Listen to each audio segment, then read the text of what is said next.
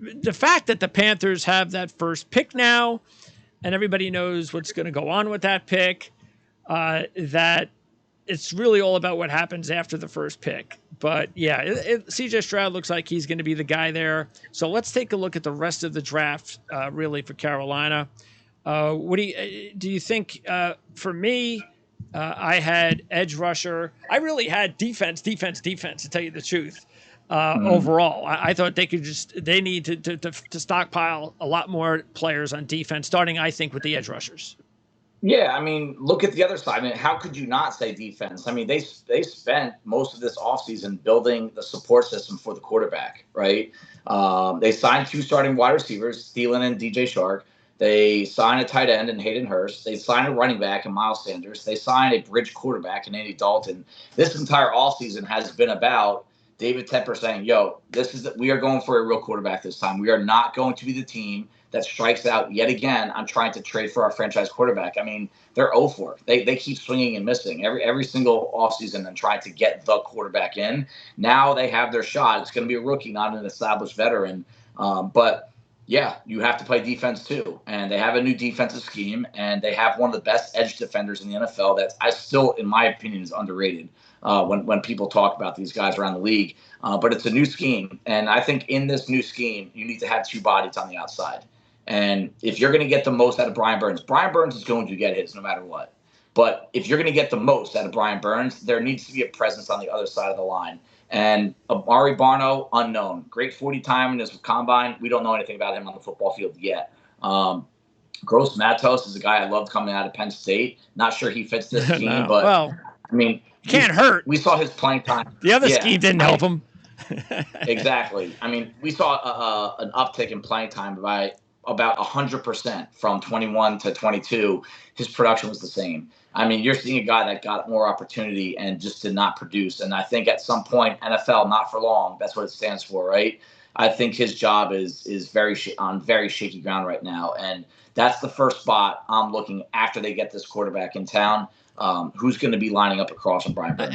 And really, I don't know exactly where Luvu fits into the new scheme, but the fact is he's their second best pass rusher right now, which is crazy. Yeah, and I think his greatest value is that you don't know where he's going to line up. I don't want to put him at one spot. You know, I mean, he's not Micah Parsons, but I also think in the same light, if you put him in one spot, he loses some value. So he doesn't really factor into my equation when I'm saying, all right, these guys need more edge defenders. He will rush the edge and he'll be effective, but I don't want him there every down. Because really, if you look at it, playing time, you would anticipate Brandon Smith would get a lot more playing time inside with Shaq Thompson, meaning Luvu probably gets more playing time, as he should, as more of an edge kind of guy. But again, it ain't going to preclude. That does not mean that we're like, all right, forget about edge rushers. So yeah, they may need 2. They just don't have any. Right. So that's I think without question a major need. Now at the defensive backfield, they did add in Von Bell, so really it's safety. You've got a couple good veterans there with Xavier Woods. You can live with that. I don't know what they're going to do with Chin, because that's the other thing when we're talking about linebackers, by the way, because I actually think Chin maybe should go back to playing more at the linebacker role as opposed to covering as a corner or nickel, because all you got to do is look at the fact that he was rookie of the year, and he played linebacker. As soon as they moved him to defensive back, his play kind of tanked. He didn't look good. Yeah, no. I mean, I think that year he finished second in the voting behind Chase Young. But since that season, they've moved him back, meaning further into the defensive backfield. Saw a lot more snaps in a safety/nickel defender role, and you saw his production go down. You saw his production go backwards as well.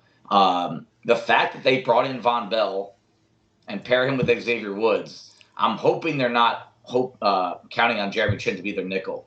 I don't think that's the role for him. This is a new scheme. The new guy, new defensive coordinator, Evero from Denver, previously of Los Angeles. I looked into some of what they did within those defenses while he was there. I didn't see a Jeremy Chin type position type player. So it really is an unknown with what their plan is. I mean, there's no denying how talented he is. I mean, what he was doing his rookie year was, he almost won Rookie of the Year as as a second round pick. So that's got to be the first question that needs to be figured out on the back end. What is his role? And then once you figure that out, you can really, because they need bodies in that secondary. I mean, I think we can agree on that, right? I think they need depth at corner. Oh, you can't rely on. I mean, Dante Jackson's had 2 season-ending injuries the last couple of years, so you can't count on him.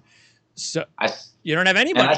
That's it. Yeah, I still think J.C. Horn's an unknown. I mean, I liked him, I still do, but he's missed a lot of time too in terms of over the course of his first 2 seasons, and I still think there's an unknown factor there behind him. And behind him, I mean, you're relying on C.J. Anderson, Thomas Oliver, Keith Taylor. I mean, it's just question mark after question mark. And we know this, that in most cases, when you have question marks loaded in the secondary, it's usually a losing battle. Yeah, the drafting a corner is definitely a priority, no question. And they might also have to add 2. Because again, you could say, oh, well, we think new staff, C.J. Anderson, maybe he'll do this, that, the other thing, but you can't count on it. You can't count on Dante Jackson's health. So, yeah, I mean, you just have to hope that J.C. Horn is as good as you believe he's going to be, because you got no other alternative but to hope that. But that does not mean that you're still not going to go after at least 1, if not 2 corners as early as possible. And by the way, before moving, I also think that even though they added a couple of guys like Deshaun Williams and Tuttle, once again, that's not a long-term kind of answer. So at some point they might want to add another. I think they could get by this year if they wanted to.